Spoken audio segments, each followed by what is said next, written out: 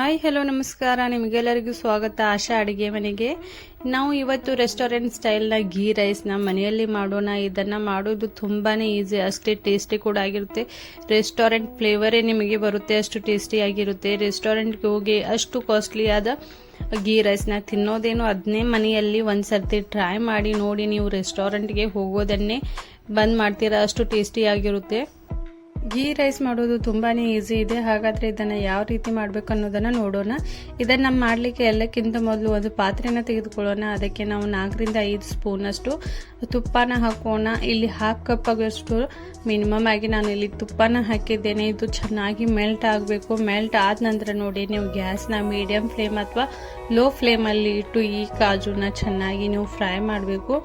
ಇದ್ರ ಕಾಜುನ ಸ್ವಲ್ಪ ಈ ಗೋಡಂಬಿ ಕಲರ್ ಸ್ವಲ್ಪ ಚೇಂಜ್ ಆಗಬೇಕು, ಅಲ್ಲಿವರೆಗೂ ನಾವು ಇದನ್ನು ಚೆನ್ನಾಗಿ ಫ್ರೈ ಮಾಡಬೇಕು. ಈ ರೀತಿಯಾಗಿ ನಾನು ಗೋಡಂಬಿನ ಚೆನ್ನಾಗಿ ಫ್ರೈ ಮಾಡಿದ್ದೇನೆ. ಅದರ ನಂತರ ನೋಡಿ, ನಾನು ಇಲ್ಲಿ ಒಣ ದ್ರಾಕ್ಷಿನ 1 ಕಪ್ಗಿಂತ ಸ್ವಲ್ಪ ಕಡಿಮೆ ಆಗುವಷ್ಟು ಇದನ್ನು ತೆಗೆದುಕೊಂಡಿದ್ದೇನೆ. ಘೀ ರೈಸ್ಗೆ ಇದು ತುಂಬಾ ಇಂಪಾರ್ಟೆಂಟ್ ಇದೆ. ಇದು ನಮಗೆ ಕಂಪಲ್ಸರಿಯಾಗಿ ಬೇಕೇ ಆಗುತ್ತೆ. ಅದಕ್ಕೋಸ್ಕರ ನೋಡಿ, ನಾನು ಈ ರೀತಿಯಾಗಿ ಗೋಡಂಬಿನ ಹಾಕಿ ಇದರ ಕಲರ್ ಚೇಂಜ್ ಆಗುವವರೆಗೂ ಇದನ್ನು ಫ್ರೈ ಮಾಡಿದ್ದೇನೆ. ಇದು ನೋಡಿ ತುಂಬಾ ಫ್ಲಫಿಯಾಗಿ ಉಬ್ಕೊಂಡಿದೆ, ಅಂದರೆ ಇದು ಪರ್ಫೆಕ್ಟಾಗಿ ಫ್ರೈ ಆಗಿದೆ ಅಂದರ್ಥ. ಇದರ ನಂತರ ನೋಡಿ, ಮತ್ತು 1 ಸ್ಪೂನ್ ಆಗುವಷ್ಟು ನಾನು ಘೀನ ಹಾಕಿ ಇದನ್ನು ಮೆಲ್ಟ್ ಮಾಡಲಿಕ್ಕೆ ಇಟ್ಟಿದ್ದೇನೆ. ಅಲ್ಲಿವರೆಗೂ ನಾನು ಈ ರೈಸ್ನ ಚೆನ್ನಾಗಿ ವಾಶ್ ಮಾಡಿದ್ದೆ. ಇದನ್ನು ಅರ್ಧ ಗಂಟೆವರೆಗೂ ನೆನೆಸಿಟ್ಟಿದ್ದೆ. ಅದರ ನಂತರ ನೋಡಿ, ನೀರನ್ನು ತೆಗೆದು ಈ ರೀತಿಯಾಗಿ ಕಂಪ್ಲೀಟ್ ಆಗಿ ನೀರು ತೆಗೆದು ಇದನ್ನು ಸೈಡಲ್ಲಿ ಇಡೋಣ. ಅದರ ನಂತರ ನೋಡಿ, ಘೀ ಕೂಡ ಮೆಲ್ಟ್ ಆಗಿದೆ. ಇಲ್ಲಿ ಅಂದರೆ ತುಪ್ಪ ಮೆಲ್ಟ್ ಆಗಿದೆ. ಇವಾಗ ನೋಡಿ, ನಾನು 1 ಕಪ್ ಆಗುವಷ್ಟು ಅಂದರೆ 2 ಈರುಳ್ಳಿನ ಚೆನ್ನಾಗಿ ಉದ್ದಕ್ಕಾಗಿ ಕಟ್ ಮಾಡಿದ್ದೆ. ಇದನ್ನು ನಾವು ಕಟ್ ಮಾಡಿದ್ದ ಈರುಳ್ಳಿನ ಚೆನ್ನಾಗಿ ಫ್ರೈ ಮಾಡ್ಕೋಬೇಕು. ಅಂದರೆ ಇದರ ಕಲರ್ ಚೇಂಜ್ ಆಗೋವರೆಗೂ ನಾವು ಇದನ್ನು ಫ್ರೈ ಮಾಡಿ ಸೈಡಲ್ಲಿ ತೆಗೆದಿಡಬೇಕು. ನೋಡಿ, ಯಾವ ರೀತಿಯಾಗಿ ನಾವು ಬಿರಿಯಾನಿಗೆ ಯೂಸ್ ಮಾಡ್ತೇವಲ್ಲ, ಆ ಥರ ಈ ಈರುಳ್ಳಿನ ನಾವು ಫ್ರೈ ಮಾಡ್ತಾ ಹೋಗಬೇಕು.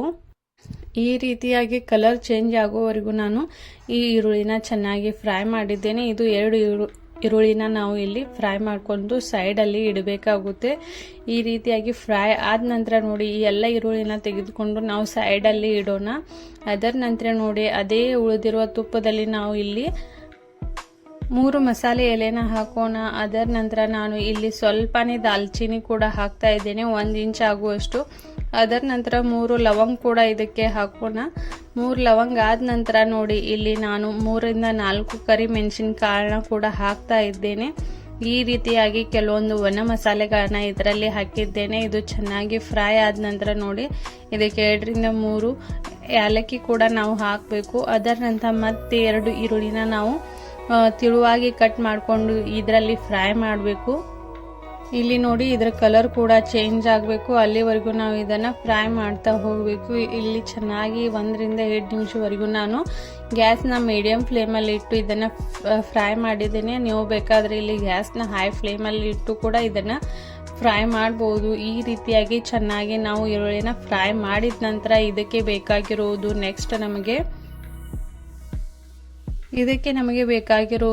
ಶುಂಠಿ ಬೆಳ್ಳುಳ್ಳಿ ಪೇಸ್ಟ್. ಇದನ್ನು ಚೆನ್ನಾಗಿ ಫ್ರೈ ಆದ ನಂತರ ನಾವು ಇದಕ್ಕೆ ಶುಂಠಿ ಬೆಳ್ಳುಳ್ಳಿ ಪೇಸ್ಟ್ನ ಹಾಕಬೇಕು.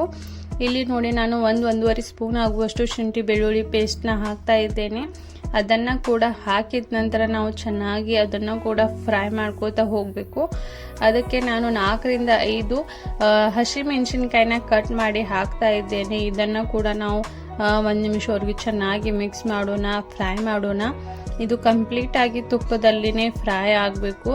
ಅದರ ನಂತರ ನೋಡಿ, ನಾನು ಇಲ್ಲಿ 1 ಸ್ಪೂನ್ ಆಗುವಷ್ಟು ಜೀರಿಗೆನ ಹಾಕಿದ್ದೇನೆ. ಜೀರಿಗೆನ ಹಾಕಿದ ನಂತರ ಅದನ್ನು ಕೂಡ ಚೆನ್ನಾಗಿ ಫ್ರೈ ಮಾಡ್ಕೋಬೇಕು. ನಾನು ಇಲ್ಲಿ 2 ಗ್ಲಾಸ್ ಅಷ್ಟು ನಾನು ರೈಸ್ನ ತೆಗೆದುಕೊಂಡಿದ್ದೆ, ಅಕ್ಕಿನ ತೆಗೆದುಕೊಂಡಿದ್ದೆ. ಅದಕ್ಕೋಸ್ಕರ ನೋಡಿ, ನಾನು 5 ಗ್ಲಾಸ್ ಆಗುವಷ್ಟು ನೀರನ್ನು ಹಾಕ್ತಾ ಇದ್ದೇನೆ. ಇಲ್ಲಿ ನೋಡಿ, ನಾನು 1 ಗ್ಲಾಸ್ಗೆ 2.5 ಗ್ಲಾಸ್ ಆಗುವಷ್ಟು ನೀರನ್ನು ಯೂಸ್ ಮಾಡ್ತಾ ಇದ್ದೇನೆ. ಅಂದರೆ 2 ಗ್ಲಾಸ್ ನಾನು ಅಕ್ಕಿನ ಯೂಸ್ ಮಾಡ್ತಾ ಇರೋದ್ರಿಂದ ಇಲ್ಲಿ ನಾವು 5 ಗ್ಲಾಸ್ ಆಗುವಷ್ಟು ನೀರನ್ನು ಹಾಕಿ ಇದನ್ನು ಚೆನ್ನಾಗಿ ಬಾಯ್ಲ್ ಆಗಲಿಕ್ಕೆ ಬಿಡಬೇಕು. ಅದರ ನಂತರ ನೋಡಿ, ನೀವು ನಿಮ್ಮ ರುಚಿಗೆ ತಕ್ಕಷ್ಟು ಉಪ್ಪನ್ನು ಹಾಕಿದ ನಂತರ ನೋಡಿ, ಇದು ಚೆನ್ನಾಗಿ ನೀರು ಬಾಯ್ಲ್ ಆದ ನಂತರ ನಾವು ಕಂಪ್ಲೀಟಾಗಿ ರೈಸ್ನ ಇದರಲ್ಲಿ ಹಾಕಬೇಕು. ಈ ರೈಸ್ನ ಹಾಕಿ ಒಂದು ಸರ್ತಿ ನಾವು ಚೆನ್ನಾಗಿ ಮಿಕ್ಸ್ ಮಾಡ್ಕೊಳ್ಳೋಣ. ಮತ್ತೊಮ್ಮೆ ಈ ರೀತಿಯಾಗಿ ಮಿಕ್ಸ್ ಮಾಡಿದ ನಂತರ ನೋಡಿ, ಇದನ್ನು ಚೆನ್ನಾಗಿ ಕುದಿ ಬರಲಿಕ್ಕೆ ಬಿಡೋಣ. ಇದು ಚೆನ್ನಾಗಿ ಕುದಿ ಬಂದ ನಂತರ ಸ್ವಲ್ಪನೇ ನೀರು ಇರುತ್ತೆ ಅಲ್ವಾ, ಅಂಥ ಸಮಯದಲ್ಲಿ ನಾವು ಗ್ಯಾಸ್ನ ಕಂಪ್ಲೀಟಾಗಿ ಲೋ ಫ್ಲೇಮಲ್ಲಿಟ್ಟು ಇದರ ಮೇಲೆ ಯಾವುದಾದ್ರೂ ಒಂದು ಮುಚ್ಚಳನ ಮುಚ್ಚಿ ಚೆನ್ನಾಗಿ ಸ್ಟೀಮ್ ಆಗಲಿಕ್ಕೆ ಬಿಡಬೇಕು. ಅಂದರೆ ಚೆನ್ನಾಗಿ ಇದು ಬಾಯ್ಲ್ ಆಗಲಿಕ್ಕೆ ಬಿಡಬೇಕು. ಈ ರೀತಿಯಾಗಿ ನಾನು ಕಂಪ್ಲೀಟಾಗಿ ರೈಸ್ನ ರೆಡಿ ಮಾಡಿದ್ದೇನೆ. ಈ ರೀತಿಯಾಗಿ ರೈಸ್ನ ರೆಡಿ ಆದ ನಂತರ ಲಾಸ್ಟಲ್ಲಿ 1 ರಿಂದ 2 ಸ್ಪೂನ್ ಆಗುವಷ್ಟು ನೀವು ಮೇಲಿಂದ ಕೂಡ ತುಪ್ಪ ಹಾಕಿ ಬೇಕಂದರೆ, ಇಲ್ಲಾಂದರೆ ಸ್ಕಿಪ್ ಕೂಡ ಮಾಡ್ಬೋದು. ಅದರ ನಂತರ ನೋಡಿ ನಾವು ಫ್ರೈ ಮಾಡಿಟ್ಟಿರುವಂಥ ಈರುಳ್ಳಿನ, ಗೋಡಂಬಿನ, ಅದರ ನಂತರ ಒಣ ದ್ರಾಕ್ಷಿನ ಇದರ ಮೇಲೆ ಕಂಪ್ಲೀಟಾಗಿ ಹಾಕೋಬೇಕು. ಇವಾಗ ಹಾಕಿದ ನಂತರ ನೋಡಿ ಈ ರೀತಿ ಹಾಕಿದ ನಂತರ ಇದನ್ನು ನಾವು ಒಂದ್ಸರ್ತಿ ಚೆನ್ನಾಗಿ ಮಿಕ್ಸ್ ಮಾಡ್ಕೊಳ್ಳೋಣ. ನೀವು ಬೇಕಂದರೆ ಸ್ವಲ್ಪ ನೀವು ಯಾವಾಗ ತಟ್ಟೆಗೆ ಹಾಕೋತಿರಲ್ವ ಅವಾಗ ಕೂಡ ಮಿಕ್ಸ್ ಮಾಡ್ಬೋದು, ಇಲ್ಲ ಅಂದರೆ ಇವಾಗ ಕೂಡ ಇದನ್ನು ಮಿಕ್ಸ್ ಮಾಡ್ಬೋದು. ಈ ರೀತಿಯಾಗಿ ಕಂಪ್ಲೀಟಾಗಿ ನಾನು ಎಲ್ಲವನ್ನು ಮಿಕ್ಸ್ ಮಾಡಿದ್ದೇನೆ.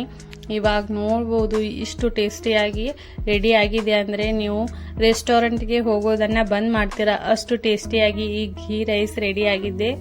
ಇದರ ಜೊತೆ ಪರ್ಫೆಕ್ಟ್ ಕಾಂಬಿನೇಷನ್ ಅಂದರೆ ದಾಲ್ ಫ್ರೈ ಹಾಗೂ ಘೀ ರೈಸ್ ಇದ್ದರೆ ನಿಮಗೆ ರೆಸ್ಟೋರೆಂಟ್ಗೆ ಹೋಗೋ ಅವಶ್ಯಕತೆನೇ ಇಲ್ಲ. ಇದೇ ರೀತಿಯಾದ ನೀವು ಹೊಸ ವಿಡಿಯೋಗಳನ್ನು, ಹೊಸ ರೆಸಿಪಿಗಳನ್ನು ಟ್ರೈ ಮಾಡಬೇಕಂತ ಇದ್ದರೆ ಎಲ್ಲಕ್ಕಿಂತ ಮೊದಲು ನನ್ನ ಚಾನಲ್ಗೆ ಲೈಕ್ ಮಾಡಿ, ಶೇರ್ ಮಾಡಿ, ಸಬ್ಸ್ಕ್ರೈಬ್ ಮಾಡೋದನ್ನು ಮರಿಬೇಡಿ. ಸಬ್ಸ್ಕ್ರೈಬ್ ಮಾಡಿದ ನಂತರ ಬೆಲ್ ಐಕಾನ್ನ ಒತ್ತಿ. ಇದರಿಂದ ಎಲ್ಲಕ್ಕಿಂತ ಮೊದಲು ನನ್ನ ವಿಡಿಯೋಸ್ಗಳನ್ನು ನೀವು ನೋಡ್ಬೋದು.